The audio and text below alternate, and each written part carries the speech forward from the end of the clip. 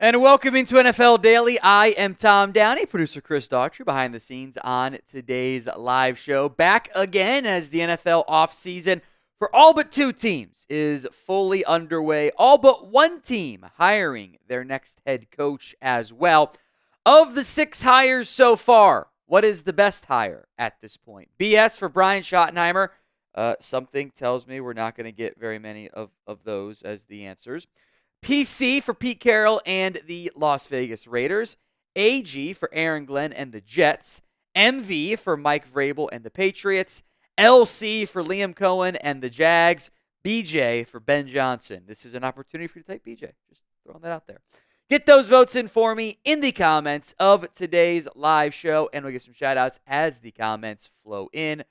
Pokemon X, Cam Gaming typing in their BJs. Rashad Lee has a BS. Shelly has an MV. Timon the Buckeye going MV. Myers World, True Allure, all typing in their BJs. Still sounds weird to say, but it's also funny, so we're going to roll with it. Gino's got PC for Pete Carroll. No Liam Cohen votes. No Aaron Glenn votes quite yet. A lot of PCs, occasional MV, the one BS, and mostly BJs there in the comments section. Did you see, Chris, the Liam Cohen Duval thing? First off, I think it is very difficult to say that and not come off as super cringe. I just think that's how that's how it sounds to me. I also saw someone say that was wider than an Iowa DB room, and I lost it because also not wrong at all. I also think there might be, though, a positive correlation to like cringy opening press conferences and success in the NFL. You might actually want to be extra cringy there. It kind of sounded like a question the way he said it. It was like, Duval? I don't think he really knew. He also he's like, I don't know, this doesn't sound right. I'm just going to say it. He said with an upward inflection, like, is it there was a question? Yeah, I get it. PCs in there from Sean Pruitt, Kevin, Neal, an AG from Dwayne, PC Easley from Kendall. Baldy says AG could be a big move. Depends what they do at quarterback there.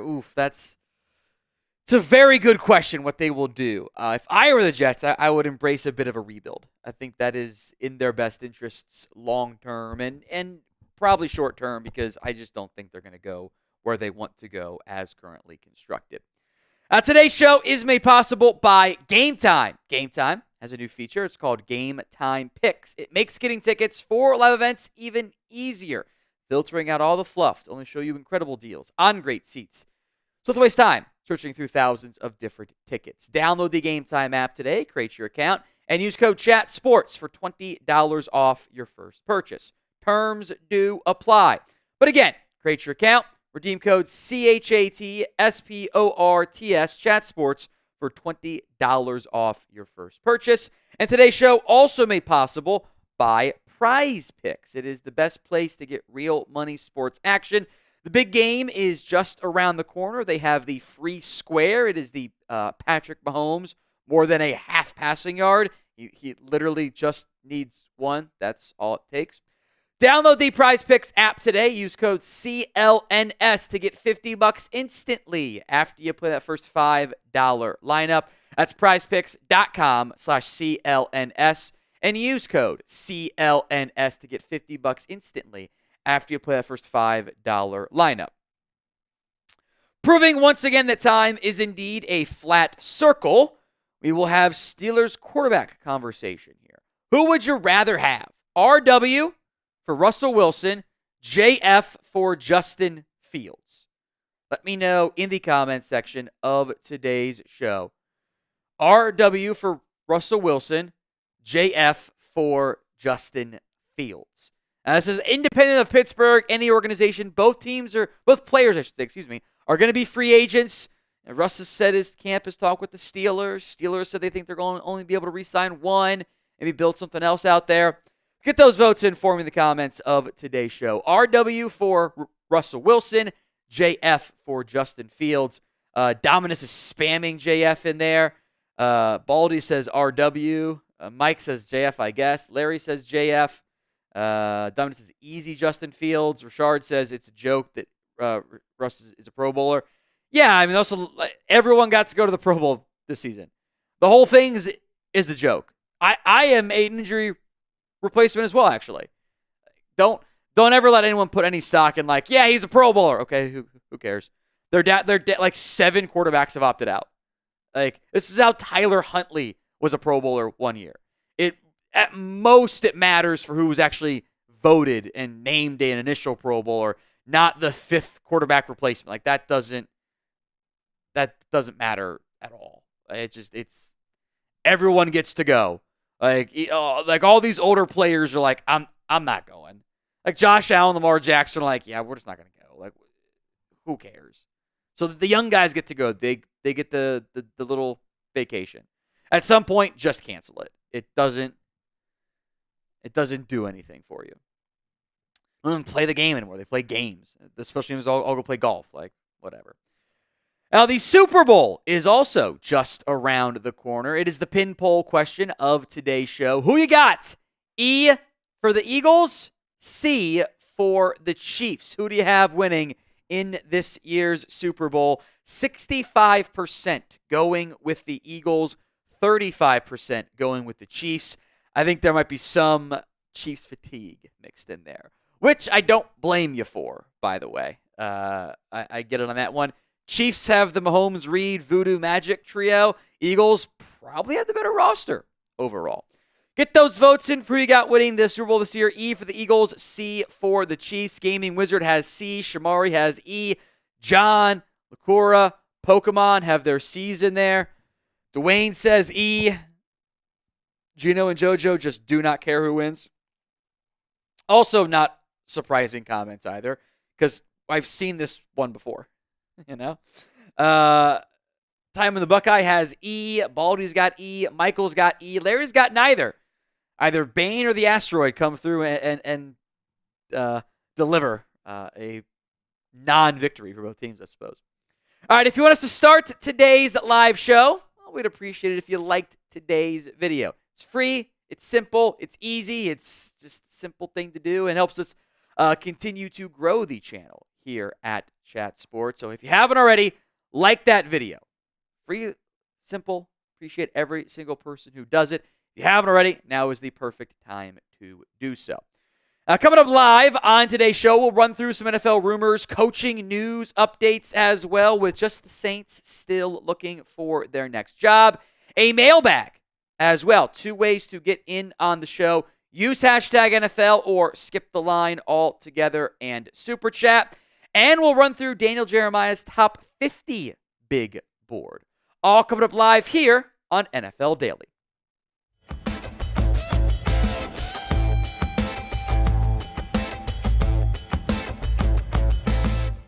We'll talk rumors and coaching search updates on the Saints. But first, of the 6 coaches hired so far, what's the best one? BS for the Cowboys landing Brian Schottenheimer. PC for Pete Carroll to the Raiders. AG for the Jets hiring Aaron Glenn. MV for the first time, that was Mike Vrabel to the Patriots. Liam Cohen of the Jags, type in LC. If you think it's Ben Johnson the Bears, get those BJs for me in the comment section of today's show. Let's begin by talking Steelers QB plans. Then we'll talk DK Metcalf trade rumors and talk Saints coaching search there. Steelers announcing that they don't expect to keep both Russell Wilson and Justin Fields this offseason. Art Rooney, the team owner, said, I wouldn't close the door on bringing back both, but I'd say it's probably unlikely. I think both of them probably see themselves as starters, and I don't know that they want to share the same job again next year. So I would say most likely we probably don't wind up bringing both of them back. I think that's understandable. I think that's rational. And now you got to figure out who your quarterback is. Russell Wilson is older. He was the starter for the majority of the season. At the midpoint of the year, he was playing very well. Once he took over that starting job, Russell Wilson was making plays happen. He was leading Pittsburgh to wins, all of the good things. And then down the stretch this year, when they went on that 5-game losing streak, it wasn't nearly as good. So how you figure out what you're going to do with Wilson is a huge part. What the money looks like, and at his age, that's not really a long-term option. He turns 37 next year, by the way. Justin Fields is much younger. Also kind of lost that starting job to Wilson in the middle of the season. Has better athletic ability, more mobile, still has room to grow significantly as a passer. I wouldn't even rule out the option of Pittsburgh trying something new at quarterback. Now, what that looks like, I don't know, because the free agency crop is not particularly good. Wilson and Fields are probably two of the better ones. You're not going to get Cam Ward or Shedeur Sanders where you're picking, so you're kind of risking the Kenny Pickett path again. Dicey. Now, Art Rooney also mentioned both, or this angle on the quarterbacks here, saying they're both capable QBs. My preference would be to sign one of them. That'll be the priority, and I think that will give us the best opportunity to move forward. We've got a whole quarterback room to fill, and so there's jobs open in there. I wouldn't be surprised with the draft as well, either this year or next, and so that's got to be the priority. That plan would indicate you bring back Russell Wilson, and you keep your eyes peeled closely to a drafting of a player this year or next year. So let's say you're just any NFL team, not just tied to the Steelers organization. Who would you rather have as your starting QB? RW for Russell Wilson or JF for Justin Fields? Let me know at the pinned comment of today's show. The ad comes here on YouTube. Take advantage of it. Head down there and let me know. Now, there are some quarterback-needy teams out there. Tennessee does not have a franchise quarterback. The Browns obviously don't. The Giants are in the market. The Raiders, the Jets, all teams drafting top 10 with the likely outcome of, Cam Ward, Shedeur Sanders going in the top 10 or even top 6, top 7.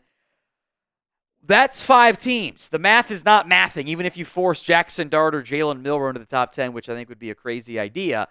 And with the Raiders hiring Pete Carroll, the Russell Wilson rumors to Vegas immediately emerged. This is not new. This has been mentioned every single time Russell Wilson has been on the verge of flipping teams. The Raiders have always been mentioned as a potential destination, and now it's back with the Pete Carroll hiring. Ian Rappaport of On NFL Network mentioning this. One of Carroll's good friends is still Russell Wilson, the Steelers QB. My understanding is Russell wanted to play for the Raiders last year, which did not happen.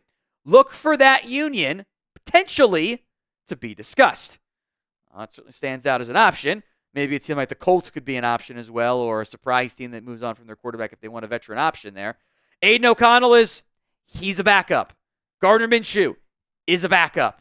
And neither guy is truly an actual starting quarterback.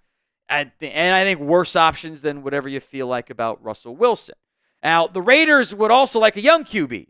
Shedeur Sanders stands out as an option who maybe gets them at 6. Would they trade up for the quarterback? Cam Ward, another top option in this year's draft. Neither guy has a first-round grade from me, but both guys have the upside to be at least a top 15 quarterback, maybe sooner rather than later. The Raiders, though, the draft comes after free agency, so they'd have to make up their minds pretty early in the process if they think they got a chance to get Cam Ward or Shedeur Sanders, which you'd have to secure a top 2 pick and a trade at minimum to know that would be your case, since you don't want to trade to 3 and have something crazy happen and teams jump in front of you. Today's show is made possible by Game Time. Game Time has a new feature. It's called Game Time Picks. It makes getting tickets for events even easier.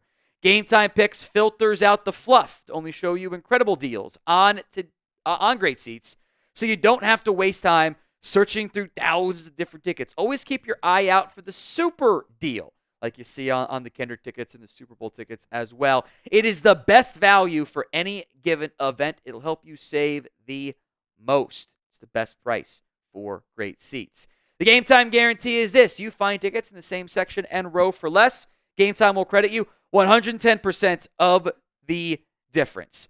Download the Game Time app, create your account, and use code CHATSPORTS for $20 off your first purchase. Now, terms apply. But again, create your account, redeem code CHATSPORTS, CHATSPORTS for $20 off. The link will be in the comment section and the description of today's show. It's gametime.co and promo code CHATSPORTS. Let's go to coaching search updates. The Saints, the last NFL team to not yet hire their head coach. Now, they reportedly were very interested in Aaron Glenn. They never got the chance to get him because the Jets got the first in-person interview and got that deal done within like a 30-hour span of the interview or something along those lines. The main sense of urgency right now for the Saints is to build your staff. Staffing jobs continuing to kind of go and fall into place across the NFL. And there are a couple names that stand out as head coach candidates, maybe two at this point. Now, Adam Schefter says Mike McCarthy is the favorite. Now, Tony Pauline, who has been hit or miss in his reporting, claimed early talks didn't go great. I will make note, as of filming, the Saints have not actually formally interviewed Mike McCarthy yet. Now, he knows Mickey Loomis pretty well. There was probably conversations on what the coaching staff looks like, but that is worth mentioning. Kellen Moore, also a top candidate for this job. The Saints flew up to Philadelphia to do an in-person interview with the Eagles OC before the Super Bowl. Of note, Kellen may or may not have pulled himself out of the Cowboys running, and the Saints would have to wait for that job. Darren Rizzi, meanwhile, the interim coach, has the backing of players. I would also point out that hiring the interim rarely actually works for an NFL team. There have been other interviews or requests. Joe Brady's pulled himself out of it. Cliff Kingsbury did not interview for the job. Saints requested him. He has pulled himself out as well. Mike Kafka, Anthony Weaver also interviewed. I know my boy Marshall Green wants the comp picks for Mike Kafka. I will make note here. I wonder if the Saints know what they want to do in terms of big picture. If they think that they can still contend, I think a ready-made coach like Mike McCarthy makes more sense. If they are willing to actually bottom out and rebuild, which they haven't done and should have done several years ago, a more inexperienced boomer bust candidate like Kellen Moore could make some more sense. We are inching closer to 400,000 subscribers here on Chat Sports. Help us get there. Free videos each and every single day on the NFL and also NBA, college football, MLB as well. Hit that sub button so you don't miss out. Let's talk DK Metcalf here. ESPN predicting the Seahawks would trade Metcalf this offseason, specifically mentioning the Chargers as a trade partner. Unfortunately, they did take the coward's way out and did not mention what the trade package would be.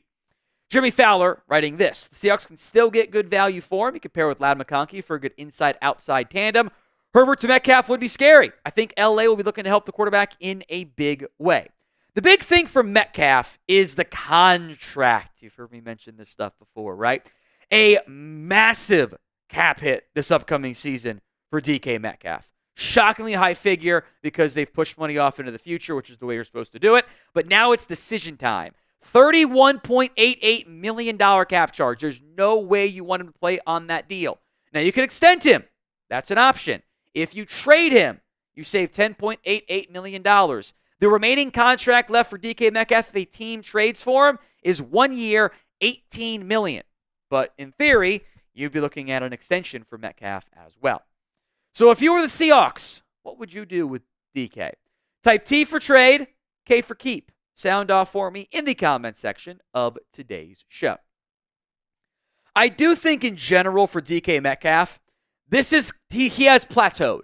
His numbers over the past 3 seasons past 4 seasons, don't really look all that different. The catches were actually identical, one less game on fewer targets, fewer yards, fewer touchdowns.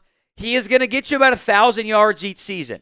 He is going to be a big vertical threat who does play a little bit finesse at times, doesn't always play up to his size, but offers big playability. But as the speed begins to decline, I do wonder how much he's going to be able to hold up at that level. Seattle has Tyler Lockett and Jackson Smith-Njigba. Jake Bobo's fun.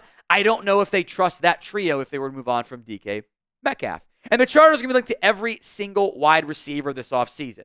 Joshua Palmer's a free agent. I do like Ladd McConkey. Quentin Johnston's back, but they don't have a true one, or at least a good enough 1B to pair with a 1A, whether that's McConkey in the A or the B slot. I think adding a receiver makes sense for LA, but I do wonder how much interest there's going to be in Metcalf. I think a trade is possible because of the name brand, but it might not be for as much as you think. We'll get to a mailbag here on the live edition of NFL Daily Next. 2 ways to get on the show. Use hashtag NFL or skip the line altogether by super chatting. That is hashtag NFL, or if you want to guarantee that you get on the show, you can super chat as well. Hashtag NFL like DC times Viper did. It's the simplest way to make sure you get on the show. Otherwise, things get buried and producer Chris can't find them, and then your questions don't get answered, and then people get mad at me, and everything's kind of end up looking crazy on that front. I'd say probably no Saints head coach questions because I kind of think that we're going to get a hire when the mailbag would go out, by the time the mailbag would go out. And if we don't get one by then, it's also clearly Kellen Moore. So probably avoid those. So any questions you have, get them in for me in the comments section of today's show. Hashtag NFL. Skip that line altogether via Super Chat. I'll sip some water here real quick.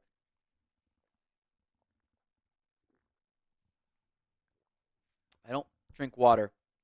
Phrasing, my mouth dries up, and then I don't talk too good. So want to make sure I'm actually properly hydrated. Again, folks, get those questions in via hashtag NFL in the comments section of today's show. We're about to break down today's mailbag, answering all of your questions. If you want us to continue to do those and do those live shows with the NBA trade deadline coming up around the corner, by the way, then type me in the comments section of today's video.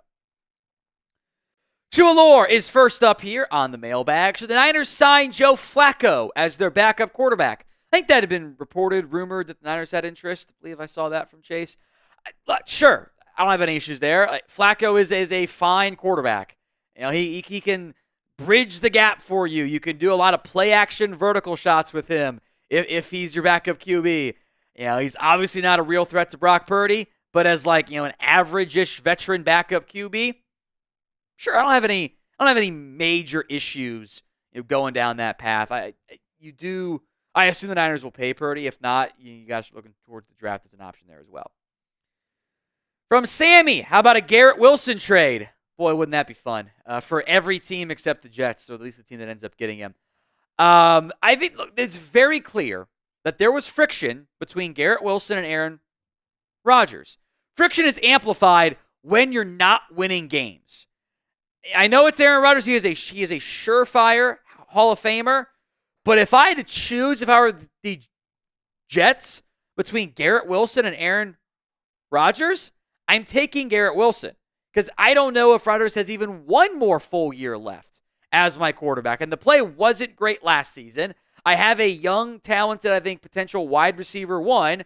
I will pay him, and I will do my damnedest to get a better quarterback in that building that's younger and build my franchise, my offense, around somebody like Garrett Wilson. Now, this is always one of my favorite questions to ask here because of the way it's phrased. What do you guys like more? What do you want more coverage of, frankly? D for the NFL draft, T for trades, F for free agency. DTF, get it? Go vote in the pinned comment of today's show. The ad comes here on YouTube. Take advantage of it. Head down there and let me know. Very mature person I am. All right, DC times Viper. How do you rank the recent new head coaching hires from worst to best?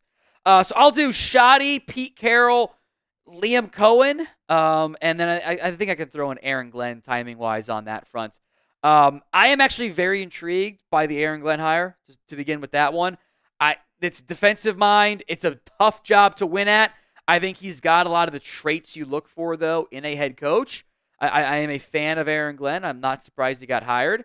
Liam Cohen's interview gives me pause, frankly, because the Duval thing was weird. But young, innovative, offensive mind with Trevor Lawrence, that's a logical gamble to take if you are the Jags. And bonus points, because it finally got them to get rid of Trent Baalke. That alone makes the Jags one of the biggest winners in the head coaching hiring process. Pete Carroll to the Raiders. It's an old coach. I know that. That organization needed stability. I do think Pete Carroll can offer that in a way that they kind of really needed. So I get why they did that one. 5 years from now, you might not look that great, but if he can give you a floor raiser, the Raiders need that right now. The Schottenheimer hire, the process was the worst of anybody's. He interviewed 4 candidates.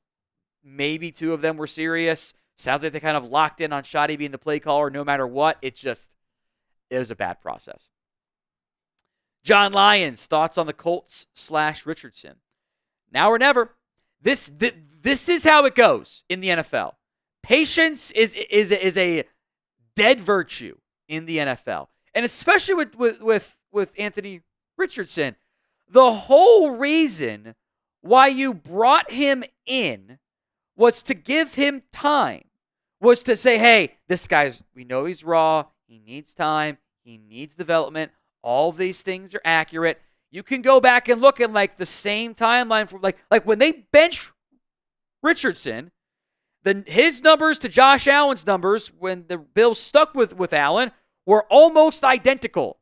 Now, I don't think A-Rich is going to end up being a Josh Allen type player, but that's what they tried to get when they drafted him. So if your plan going in is, hey, we're going to give him time, we're going to take the lumps and build, you can't bail on that so quickly. I get there's other things going on from a team perspective that's reeked of ownership influence. So it's Richardson's time, and if it doesn't work this year, probably going to have a whole new staff in Indy because you don't normally get to take 2 QBs. Today's show is made possible by PrizePicks. It is the best place to get real money sports action.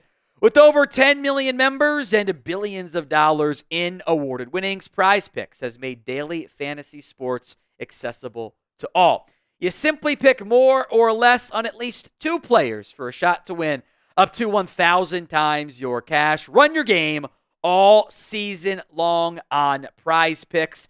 It's available in more than 30 states, including California, Texas, Georgia, and Florida. They invented the flex play, which means you can still cash out if lineup is not perfect. You can double your money even if one of your picks does not hit.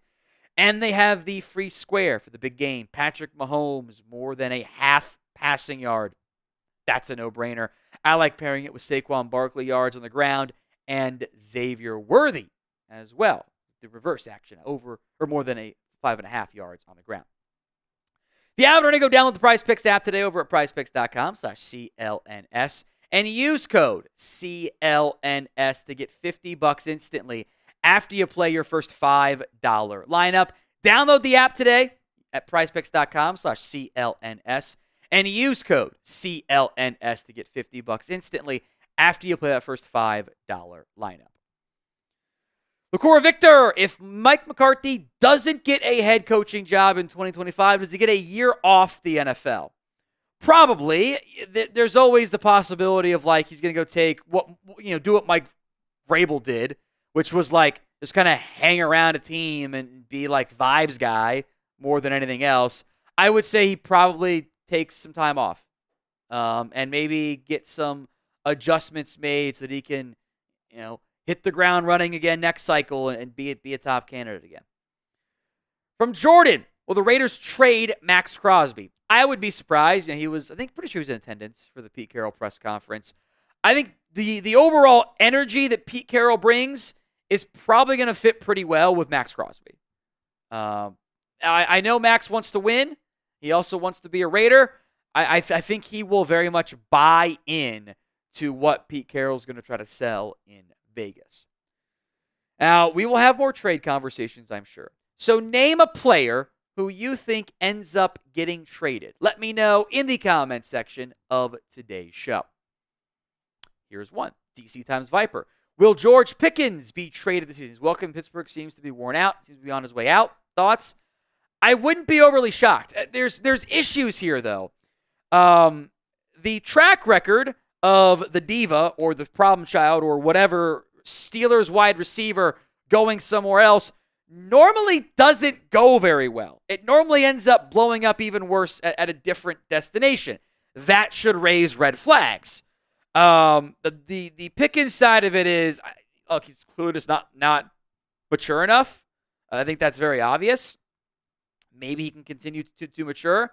I don't think there's going to be a lot of a massive trade value because every team's going to go, you've been linked to every single wide receiver in the NFL that becomes available via trade, and you're going to move on from your best one? That's one of those, you are not selling high on George Pickens, and it makes it tough to see what happens. You could, maybe not to the same extent as Deontay Johnson, speaking of receivers who ended up being worse when they left. Maybe not as an extreme example of that, but I think you could run into some problems there in a similar sense in terms of the trade value. Now, if you want to be a part of our mailbags in the future, simply subscribe. YouTube.com/chatsportstv. John Dorman, Caleb Statline with Ben Johnson next year. I hate Statline predictions.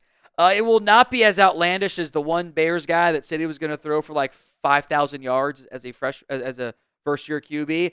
I think that's kind of ridiculous.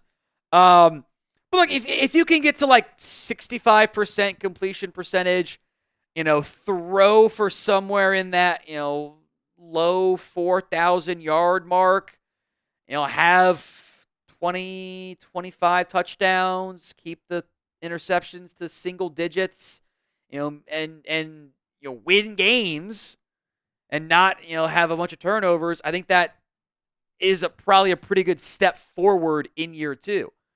Statistically, obviously not nearly as impactful as even a Bo Nix or a Jaden Daniels, but I mean, Caleb was at 62, 3.5, and like 20 and 6. So, he gets it closer to 25, 30 touchdowns, and intercepts probably go up some as well, just from the nature of it, because I want him to be a bit more of an aggressive player like he was previously. But I think, get to that 4,000 plus passing yard mark and take another step forward is what you're searching for there. Omar's Burner. Someone mentioned wide receiver trades. You're getting ready to learn Emeka Ibuka, buddy. I don't know. That's kind of all I got on that one.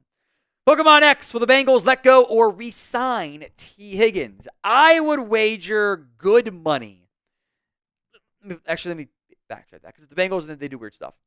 They should pay T. Higgins. Now, there's real question marks about what that contract should look like, given all of his injury history. He's kind of like that expensive French sports car. It goes real fast, and it's in the shop every other week because the engine had an issue with it again.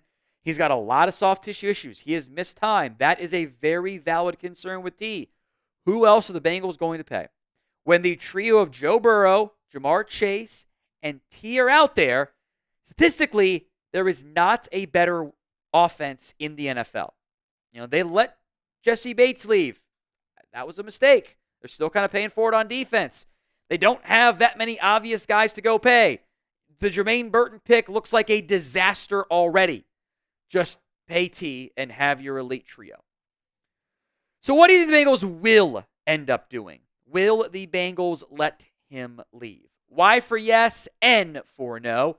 Let me know in the comment section of today's show. PS4 VR, the virtual frontier, or the new frontier, which is also now PS5. Got to update it. You think Spags ever gets another head coaching opportunity? I probably deserves one to keep him in KC. It's a good question.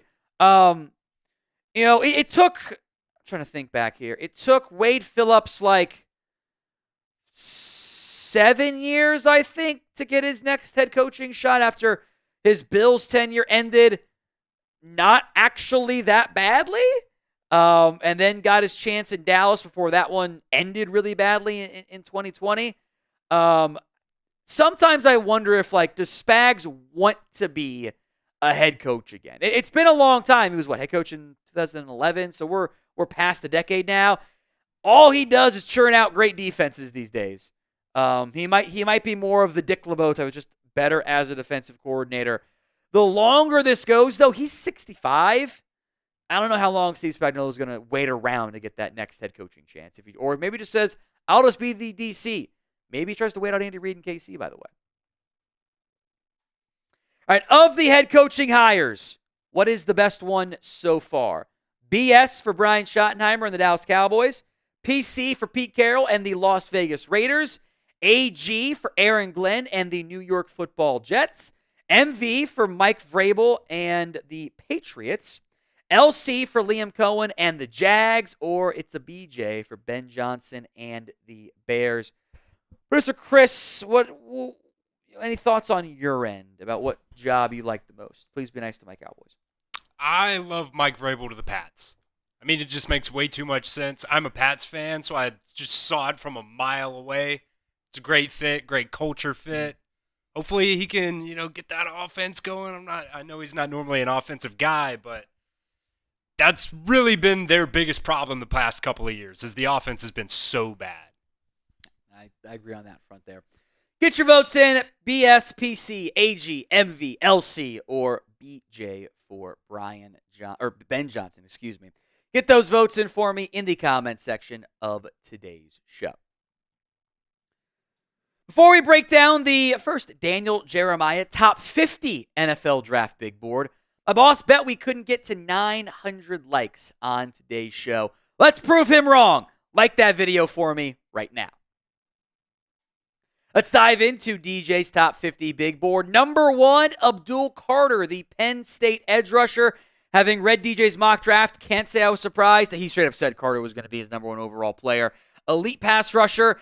And then Travis Hunter, the Colorado wide receiver. Now, not everyone's going to agree with DJ's statement of preferring that Hunter prioritizes offense and moonlights on defense. Some might disagree on that one. This, I think, is a player you should let try and let dabble playing both ways. Now, positional value is a factor here, but Ashton Jeanty is number 3 overall, the Boise State runner.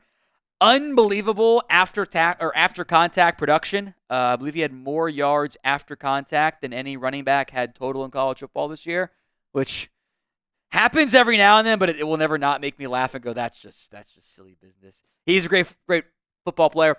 Mason Graham, the Michigan defensive tackle. I get Christian Wilkins vibes out of him. And I think in general, in a class that doesn't have a lot of clear and obvious, no doubt first round grades, it's going to be a controversial class. These top 4 are going to be pretty close to pure consensus first round grades. And then that makes Tyler Warren number 5 overall. He is a lot bigger than I think people realize. He's 6'6", 260. And he doesn't move like that. I mean that in a positive sense. You could wind back the clock to early career Jason Witten was built like that, and I think Warren will test in pretty similar fashion. He is a dynamic player, but he's also a tight end. How do you balance that part? Jalen Walker's number 6. You can look at the PFF big board, and Walker's in the 40s, and you just got him at 6. I subscribe more to the Walker side of it. I do want to point out some of the tweener traits. Is he truly athletic enough in coverage to be an off-ball linebacker? Can he truly hold up powerfully enough as an edge rusher? Or is he kind of like an Anthony Barr type of hybrid player? That's a question mark that has to get answered. Another surprise, another tight end. 2 tight ends in the top 7. Colston Loveland out of Michigan. His production wasn't great this year. I blame the quarterback play, but his 2023 stuff was really, really good. Will Campbell at number 8. There are times I think he just kind of struggles against speed, frankly. And the length, I think, is a big factor in that. But this is a very high football IQ player who I think, whether he's a tackle or a guard, chance to be the first lineman taken.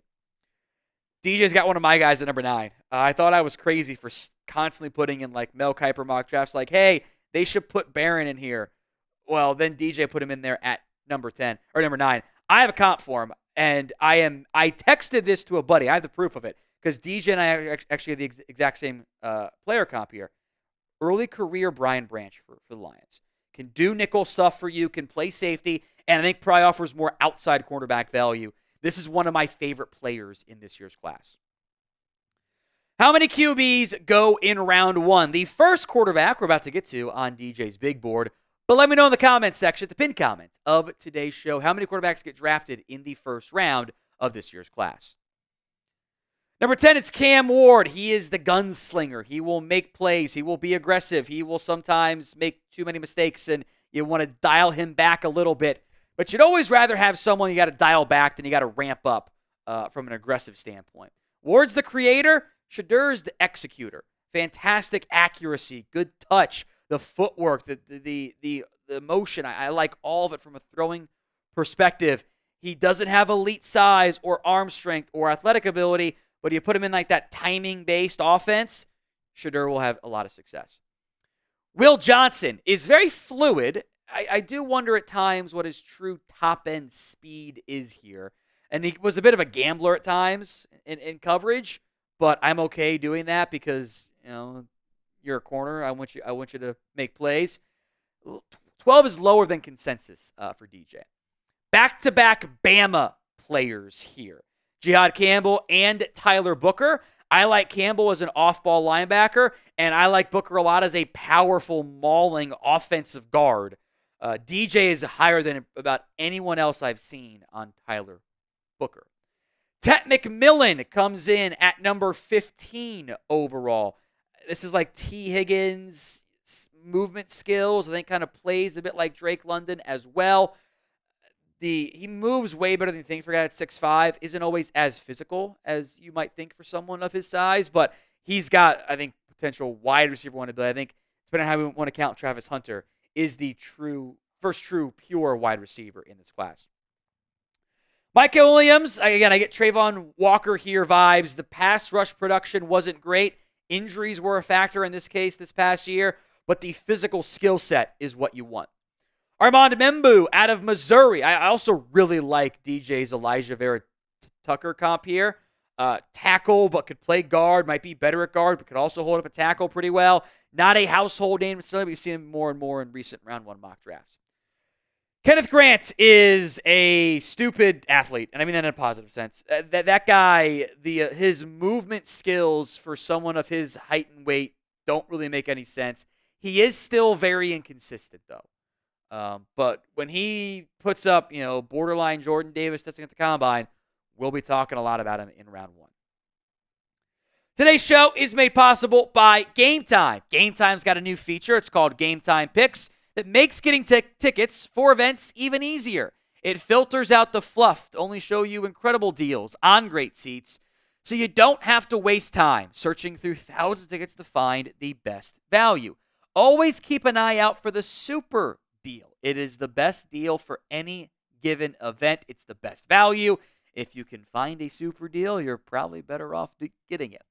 It's curation, the Game Time Picks feature is, to make it easier to find better value, not just for sports, but for concerts and comedy, theater, and everything else in between. The Game Time guarantee is this. You find tickets in the same section and row for less, Game Time will credit you 110% of the difference. Download the Game Time app today, create your account, and use code CHATSPORTS for $20 off your first purchase. Terms apply.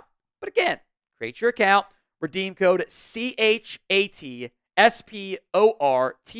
CHATSPORTS, for $20 off. Link will be in the comments section and the description of today's show. Make sure you pay attention that the terms do apply. But download the Game Time app for last-minute tickets, lowest price, all guaranteed. Number 19, I like Kelvin Banks a bit more than Daniel Jeremiah. There are some run-blocking concerns, but he holds up pretty well in pass protection despite the Texas offense kind of hiding him a little bit. I think he can. I'm trying to tackle and then guard if it does not work out, but there's a lot I like about Banks. I also like James Pierce. I get some, minus the outfield stuff, Randy Gregory vibes out of him. I see the talent. I see the pass rush ability. I see the upside. There's value in taking that. Maybe he only ends up being a situational pass rusher early, but I think there's value in getting that dynamic playmaker off the edge. Nikamon Worry, the safety from South Carolina, will have to answer some questions, by the way, about this whole didn't show up for the second half of the bowl game, but athletically, there's so much to like about what he offers at safety. Derek Harmon, part of a very deep and thus disagreements in where they should rank defensive tackle class. The Michigan State transfer had a really productive, impactful year for the Oregon Ducks. Mike Green could really impress at the Senior Bowl. Now, he's added weight over the past year. He's listed 250-something. I don't know if he quite played at that weight for Marshall, but he looked great against Ohio State and did not ever slow down from a pass rush perspective. There is a chance he goes even top 15. And Matthew Golden and Emeka Ibuka here, 24-25, back-to-back receivers. Golden is just both these guys are not elite, dynamic, crazy traits players, but they're just good. They get open. They don't make a lot of mistakes. They can block a little bit, especially Ibuka. Both those guys, they might not be wide receiver ones. They could be 10-year wide receiver twos for you. I do love the Bobby Trees comp for Ibuka as well. Who is your favorite player in the 2025 NFL Draft? Let me know in the comments section of today's show. A couple front four players here. First up, Walter Nolan, who has immense talent, has not yet put it all together yet. Same with Shamar Stewart, a very gifted size, height, weight, speed prospect, but the production was not exactly very good. And then Donovan Ezaraku out of Boston College, who did put up the production this year. 16 and a half sacks, by the way. Different types of players, but all front four guys. Amarian Hampton is the number 2 back for Daniel Jeremiah. Just sneaks in the top 30. UNC was not very good. People didn't pay attention to him. He was awesome this year, though. Josh Simmons is coming off a knee injury back in October. If healthy, we would be discussing him possibly being the number 1 tackle in this class. Donovan Jackson might be a tackle, by the way. He did a really good job down the stretch for the Buckeyes, kicking in there outside of a couple rough reps against Abdul Carter. But he helped his draft stock out quite a bit. I am a big fan of Luther Burden. You might need some gadget stuff, a little bit of gadget stuff early in his career, but some of those Stephon Diggs comps I'm actually very, very intrigued by. I've got him higher than DJ. I also have him higher, or I'm higher on Malachi Starks.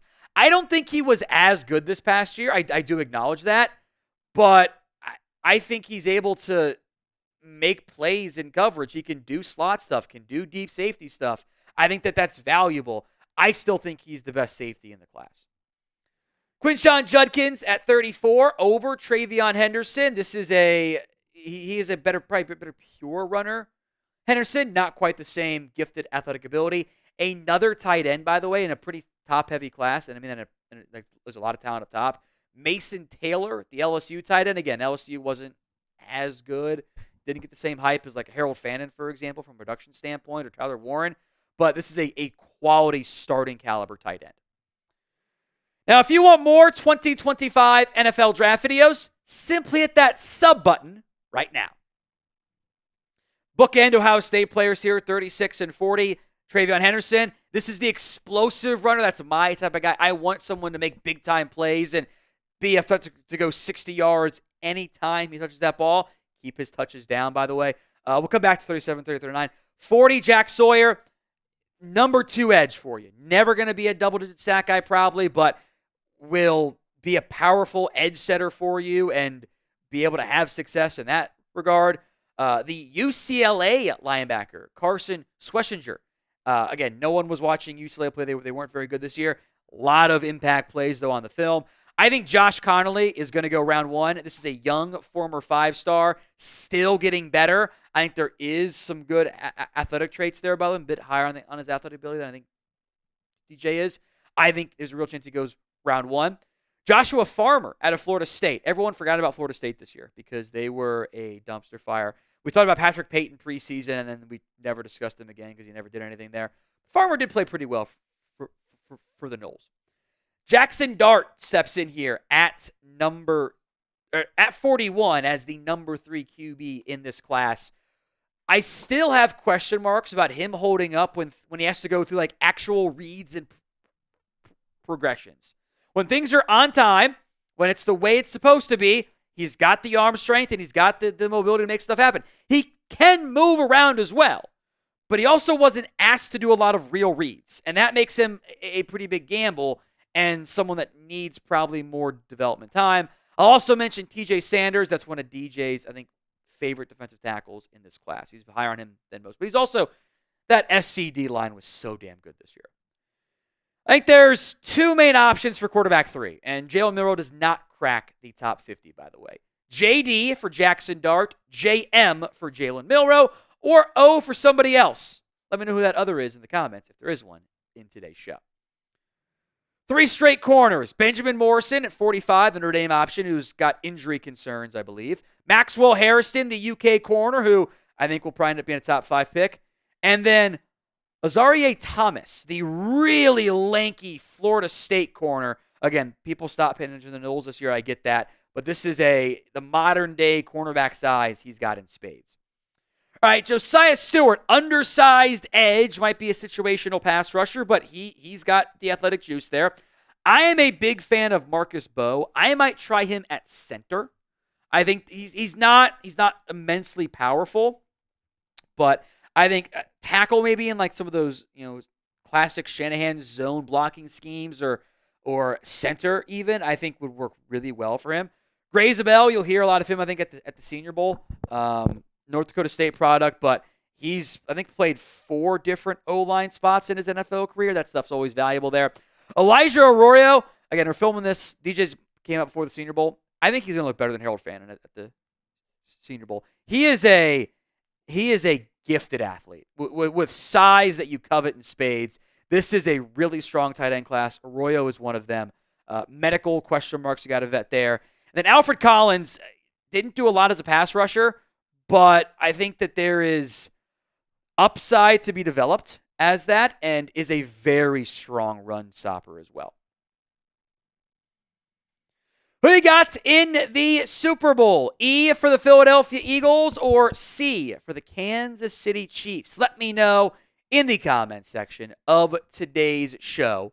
It is 60% voting for the Philadelphia Eagles.